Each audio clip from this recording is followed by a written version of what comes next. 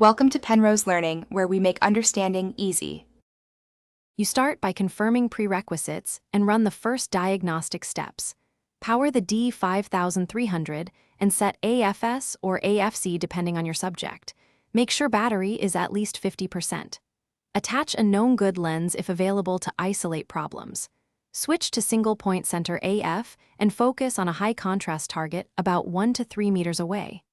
Once done, check focus confirmation in the viewfinder and review images at 100% on screen to see whether the camera or lens is missing focus. Once you know whether the issue is in the body or lens, run calibration and finer tests. Update the D5300 firmware and clean electrical contacts with a lint-free swab and 90 to 99% isopropyl. Reattach the lens securely. Use Live View Contrast Detect Focus as a baseline. If live view is sharp but phase detect misses, you have front or back focus.